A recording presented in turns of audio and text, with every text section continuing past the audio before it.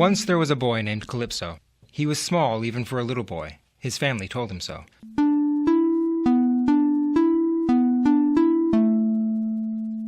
Calypso never liked hearing that he was small, but he was good-natured about it. And polite to his 7 brothers and sisters. Except at dinner, when they would steal his carrots and he would pout.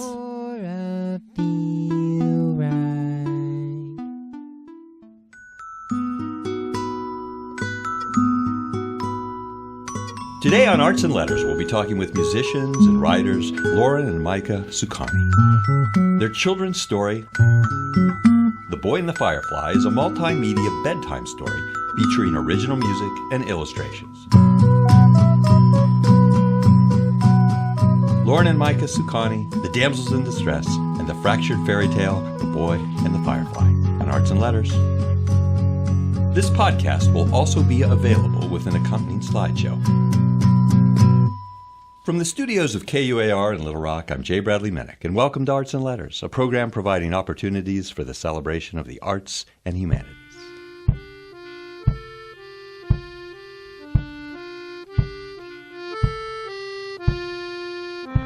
One evening after a bad day at school, and all of his delicious carrots had been stolen, Calypso could take no more.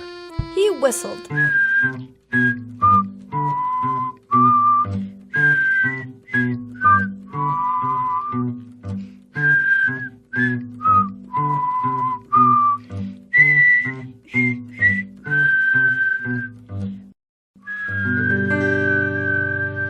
Then he shouted, Then slammed his fist on the table, and then pinched his sister.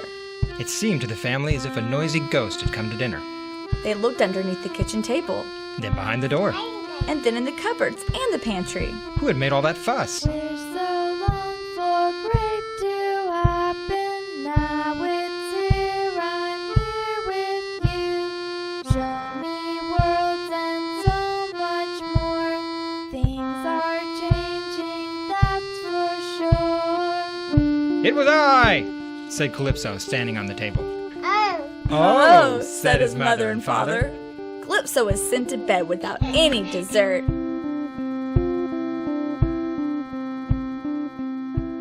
Today we'll be talking with Lauren and Micah Sukany, husband and wife, creators of the band The Damsels in Distress.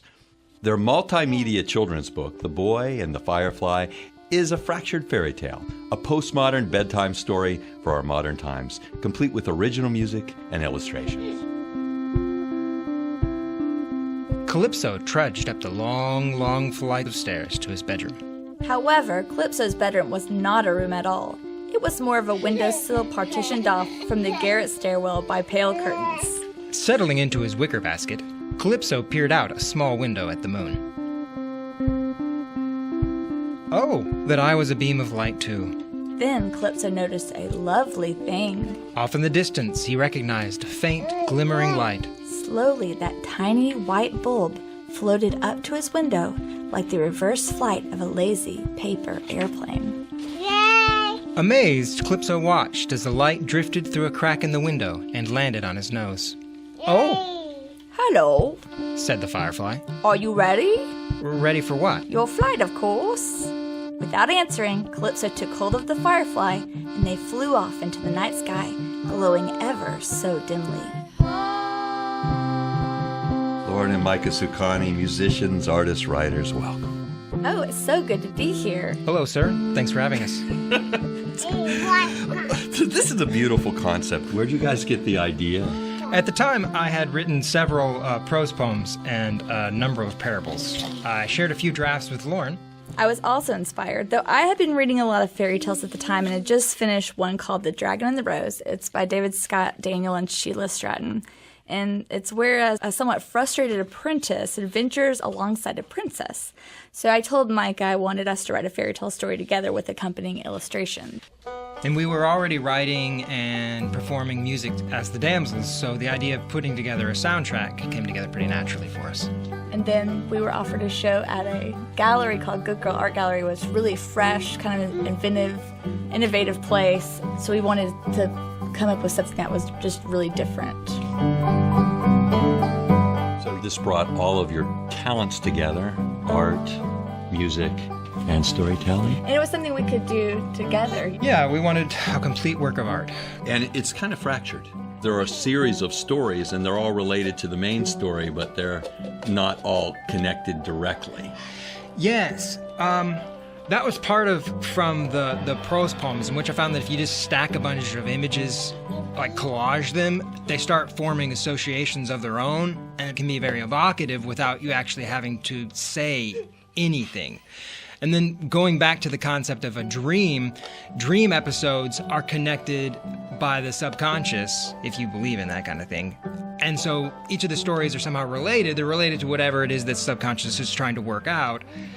But the actual content is not at all connected. So it's a dream. It's literally putting us into the mindset of a dream. Yeah, it's about dreams in the style of a dream. Together they flew over wide rivers of clouds and around dense mountains of light into the land of dreams. Despite the great distance they traveled, Calypso felt as if he had been there many times before. Everyone has, for everyone dreams. Stepping down under the shadow of a tall tree, Calypso felt a bit...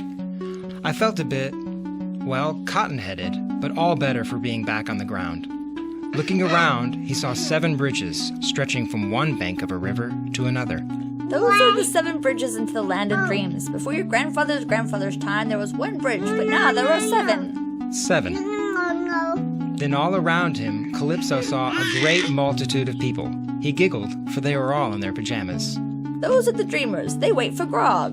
Who is Grog? I am Grog from the land of Nod, a land of mist and a land of fog. I am the 7 bridges keeper. I am the wait and you are the sleeper. 7 bridges, 7 secret words.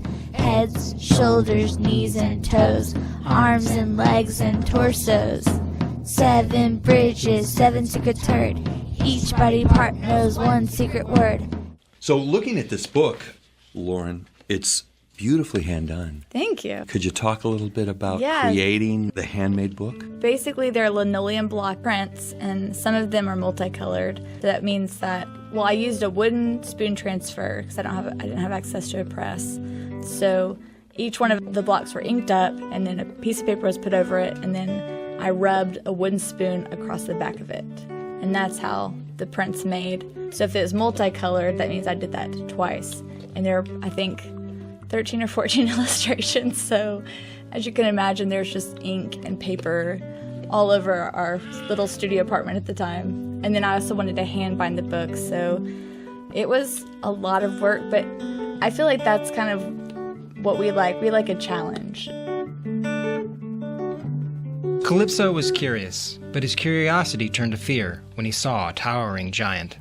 The boy watched as Grog lifted one of the sleepers, placed him on a large white stone, and dismembered him. Axes, knives, hammers, and cleavers. I am the giant and you are the sleepers. Chop, chop on the chopping block. Timers, roosters, set alarm clocks. By the time you wake up... Oh, how horrible. As Grog reached for another sleeper, Calypso, turning away, noticed a twitch in the arm of the dismembered man, and another twitch in the man's leg, and then an eye blinked, and then a head rolled upright, and then a toe twitch. You are the sleepers. Slowly, each part began to stir and make its way across one of the bridges. How peculiar. Timers, roosters, set alarm clocks. By the time you wake up, I'll put you back together, but there's no need to worry, cause the dream will last forever. I wonder what a toe dreams. A toe dreams what an eye dreams, what an arm dreams. Grog the giant puts them all back together. The land of mist and the land of fog. How can I get across the bridge? Oh, you are quite safe. You are too small for anyone to The notice. sleepers. Relieved, Calypso crossed unnoticed into the land of dreams. So this story's taken a turn. Here we have dismemberment and then a toe dreaming. All of the Grimm's fairy tales are fairly violent. And fairy tales in general, well, at least the older ones, contain a lot of violence. But I think more than anything, it was just a joke to explain how you feel so disconnected when you first wake up. It's like, are these my legs? Are these my eyes? It's because you've been cut apart and then you've come back together. And there's also kind of an illusion, I think the Egyptians would bury their dead with each of the organs in its own jar, kind of giving it honor. It has a kind of soul. And we talked a little bit about how they're told in sections. How do you see the sections working together? They are dreamlike, but at the same time, they forward the story. I feel like it's kind of just the idea of just wanting adventure. So in Calypso's story, he's having an adventure, and then he's happening into other adventurers' dreams and seeing how their adventure plays out. So it is dreams, and it is connected through adventure. You're listening to The Boy and the Firefly, a multimedia children's story written and performed by Lauren and Micah Sukany. Let's listen to The Land of Dreams. There once was a boy who wanted a bicycle. Not just any bicycle. He needed one that would take him on adventures to faraway places. He needed a bicycle that would take him through the sky and to the nearest star where the great princess lived. He imagined a great and brave quest. He would lay under the almond tree dreaming of these things. One day an old woman hobbled past. The boy heard her approach, so he opened his eyes and looked at her. I saw your dreams and I know them. The boy looked away, ashamed of his vulnerability. But inside her cloak was a red bicycle. The boy's shame was turned to delight, but at what price? No money, but if you take the bicycle, your life now will not be your own. The boy took the red bicycle and pedaled and pedaled. Some days were tiring, And other days weak. but most days were filled with joy. The joy of fulfillment and familiarity. So we have bicycles and shady deals, the familiar made strange. Like a dream, adventure is desired, and adventure is achieved. And there can't be a fairy tale without a little old lady hobbling along a road. Or a bicycle, maybe. I like the red bicycle. Any reason for red bicycle? I had bought Micah a red bicycle for his birthday, and that was before I realized that he didn't actually ride bicycles. So I crashed pretty quickly. Yeah, but there's something nice about a shiny red Bicycle. You think radio flyer and all that. Also, I think just adding random details makes it seem as though there's some sort of significance to them, and it's just random. So tell us about this second picture.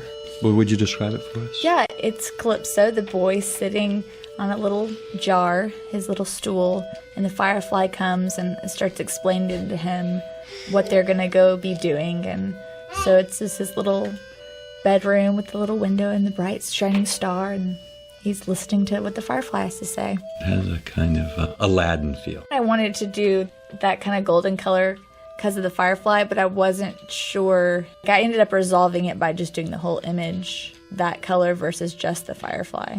And Calypso is so small, and the Firefly is his size. Mm-hmm. But I guess then he even shrinks at some point in the story. That's one of the things I love about Calypso's size. It varies wildly depending on what we need him to be scaled at. I'm Jay Bradley Minnick. You're listening to a postmodern fairy tale, The Boy and the Firefly on Arts and Letters. So my mom gave me a broom. She told me to go sweep my room. But I sweep all day, I sweep all night, I sweep the mountains, beach and sky. I love to sweep, it's the thing to do. I will sweep for them, and I'll sweep for you. 'Cause I sweep all day, and sweep all night. I sweep the walls, both low and high. I sweep a lot. This is A Boy with a Broom. Once upon a time, there was a boy with a broom. His mother told him, Your chore for the day is to sweep your room. The boy did not grumble, nor did he stop there. He swept out his room and swept throughout the house. He swept the house and swept right out the door. He swept the whole front porch and he swept the stone walkway. He just kept sweeping right on into the forest. And after he had swept the whole forest, he moved down into the valley. And after he was done with that, he moved on towards the desert. He swept and he swept. He swept the mountains, the ocean, as well as the beach. He swept the caves and the underworld. He swept high and low, near and far, deep and wide. As he finished up a canyon, he stopped at a tall tower. He looked up and saw two damsels in distress. Hello. Hello. Nice weather we're having today, eh? Oh, yes. Quite lovely. After sweeping around the tower, the boy waved goodbye and continued on sweeping toward the morning light. And when I sweep, I feel complete. No matter where, I sweep for free. 'Cause I sweep all day and sweep all night. I sweep the dark, I sweep the light, I sweep the light. Sweeping and sweeping and sweeping. The best traveler has no fixed plans and is not intent on arriving. In order to have an adventure or purpose or meaning, the first boy has to receive something that he himself desires, the red bicycle. This boy just is given a broom, anything at all, anything, whatever life hands the boy, i.e. you, the reader, is sufficient to make a life's work of worth. Or work. I just like the image of someone taking something to an extreme level. I don't even know if that's like insanity to it. Yeah, and then writing the song was really fun. When we ended up performing this song, Micah got a broom, and so I played guitar and sang it while Micah swept. What's the relationship between work and art in the Sukany household? I feel like the relationship could be called culture, in which we have a kind of culture between the two of us, and we try to create works of art that would document the culture. So that was why having a complete work like this was so attractive, because it has visual components and auditory components. Like if we were an anthropologist and you came upon our family, it would be the Sukany tribe. And they would have their own folk tales and their own folk music and their own way of thinking about the world and interpreting what sleep means and what dreams are and all that stuff. Right, so this is about sleep and dreams and magic. For our little tribe. Tell us a little bit about some of the songs. The Flight of the Firefly. Yeah, The Flight of the Firefly was a really cool song for us because it involved Micah being on multiple instruments at once. Yes, I had a kick drum with my right foot. I had a guitar in my lap and a clarinet right next to me. In each of the sections, I'd have to quickly grab it. It was supposed to be kind of like a showpiece. That's great. Vaudevillian. But it would build. It went from kind of being like, we're going to go on this adventure, to a very full sound towards the end of like, now we're flying and this is the big adventure. And yeah, so it's definitely to see how full we could get with just the two of us. Which has always been a struggle, actually. So let's hear the Firefly dance. We're so long for great to happen. Now it's here, I'm here with you. Show me worlds and so much more. Things are changing, that's for sure. Long ago, there was a beautiful girl, a princess to be. She was polite and demure, but enjoyed nothing more than running the hills and forests at night. She kept late hours dancing wild and barefooted with the woodland creatures. But she grew from a girl into a woman. Soon, a prince came out from the palace and took her back as his wife. She exchanged summer dresses for gowns and meadows for ballrooms. Everyone marveled at her grace and poise, but like a flower pulled by its roots, she began to fade. Seeing this, the prince summoned all of the wisest doctors and apothecaries, but none could find a cure. Hope was gone until one day an old seamstress came to the palace and talked with the prince. Go away. She is dying and has no more need for gowns now. So without a word, the old woman left, but she left behind a gossamer gown. Intrigued, the princess picked up the garment and recognized its patterns at once. She threw the garment on and burst from the palace onto the gardens outside.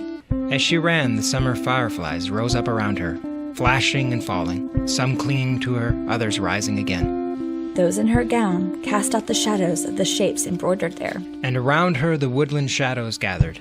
She danced, and the prince watched in the courtyard.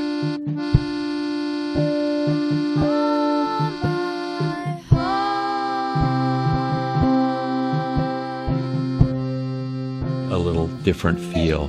We've had boys on bicycles, we've had old women, we've had brooms sweeping the world, and now we have a kind of traditional fairy tale. I like the placement because the preceding tale is the boy taking on a nature of the sweeper, and then that sort of fills him. So it's a self-recognition.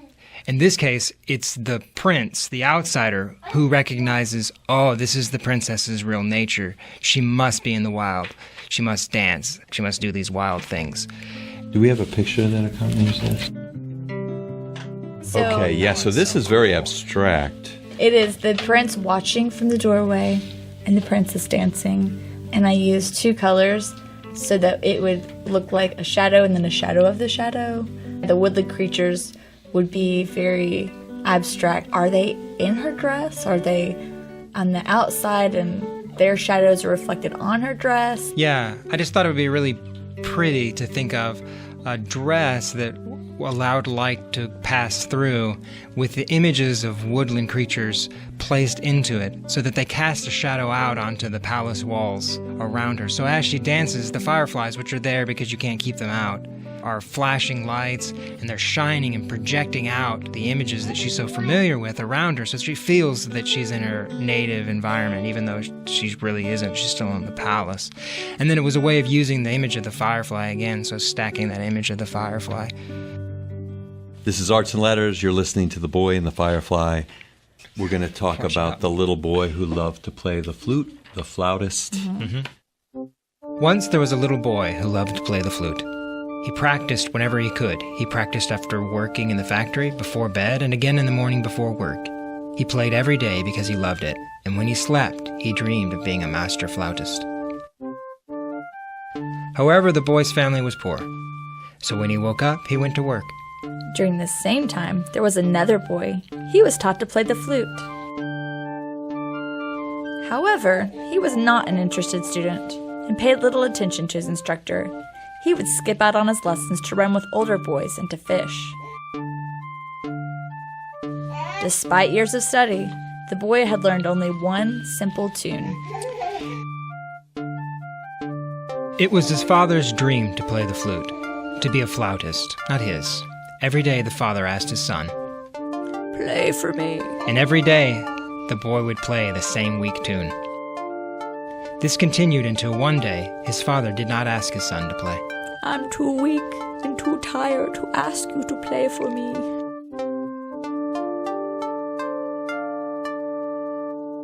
The next day the father died. The boy missed his father very much. Sad? A little bit, yeah. Whenever you wrote that part, I was like, really? He just dies? I thought it was funny. It's like the joke at the end, like, where are they going? Oh gosh, is this a lesson about art, the nature of art? Is it like that old Japanese story where a student learns the simple tune and it takes him to the very end of his life before he actually plays it with his spirit, and then finally he gets approval at the end after mastering the instrument? No. The real thing is that the father dies. That's it. So he says, I'm too weak and too tired to ask you to play for me. But that doesn't mean he doesn't want him to play for him. That's true. He still has those desires. And then he dies. And then he dies. That's it. Could we talk a little bit about the flute itself and what kind of images it conjures up in this story? Well, literally, the Japanese story was what I had in mind when I was writing this. So I was hoping the flute would tip the reader off to think about that story, about how it takes a lifetime of suffering and joy to move beyond simple technical mastery to artistic mastery. And so I was hoping that the reader would think, oh, flute, okay, there's that tale. There's a very similar structure. The boy is playing, it's disciplined, all that stuff, master. And then be surprised that the real heart of the story is about a father and son being distracted by some sort of pursuit when their relationship and the death of the father is really the crux. That's everything. Or, I mean, and also kind of like in a dream in which it seems to be going one direction and then an event happens and that's That's the thing. It's kind of like nonsense or not meaning. There's no meaning here. Boom. I do like, though, the meaning is a little bit about mastery, because despite years of study, the boy had only learned one simple tune.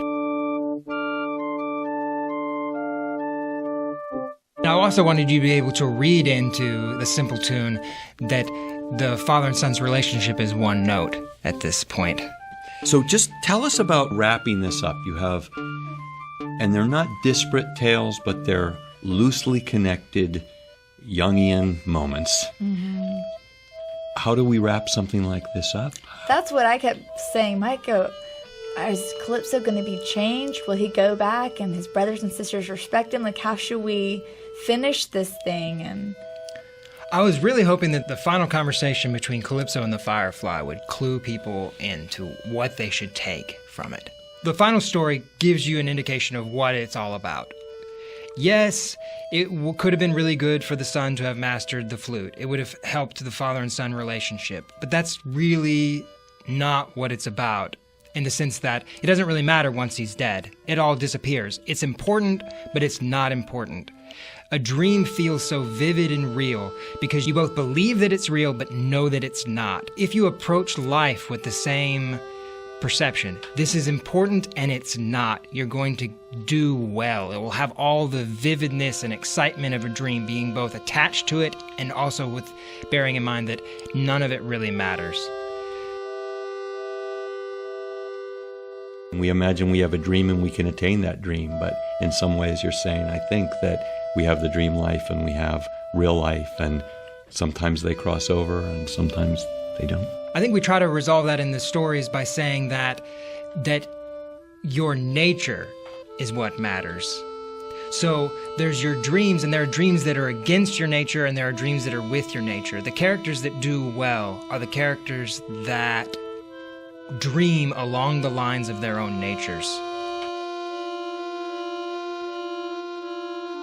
Stepping back onto the bridge, Calypso felt that he was somehow different. He felt bolder and more alive. I love to dream. I can be or do anything. so many people feel that way, but a dream is something that just happens to you. Like life, it is little more than that. Then why do I feel so free here? Because you believe so well, and yet you do not believe at all. It is a paradox, but you will understand more as you grow. Calypso and the Firefly left the way they came. They passed through the clouds and through the fields of white, flying over the clouds beneath the moon. Twinkle, twinkle, little star, how I wonder what you are. Up above the world so high, like a diamond in the sky. Twinkle, twinkle, little star, how I wonder what you are. Calypso saw the towns and villages twinkling like fireflies. Starlight, star bright, the first star I see tonight. I wish I may, I wish I might have this wish I wish tonight. He began to understand. Looking ahead, Calypso saw a bright star hovering in the eastern sky. It was the last star before morning. Without hesitation, Calypso closed his eyes and made a wish. Broadcast from the studios of KUAR in Little Rock, you've been listening to Arts and Letters. Thanks for joining us. If you'd like to listen to this broadcast with accompanying boy and the Firefly illustrations, go to KUAR.org. Leave us a comment there and let us know what you've thought about the program. Thank you to writers, illustrators, musicians, and songwriters Lauren and Micah Sukany, whose Fractured Fairytale, The Boy and the Firefly, collects our dreams, reconstitutes our true natures, and reconsiders the dream traveler in all of us. Thanks to the sound engineering of Mr. Chris Hickey, who helps us produce these shows. Generous funding for this episode was provided by the Arkansas Humanities Council and the National Endowment for the Humanities. For Arts and Letters, I'm J. Bradley Minnick. Let's heed the words of Carl Jung. Dreams are the guiding words of the soul. Why should I henceforth not love my dreams? and not make their riddling images into objects of my daily consideration.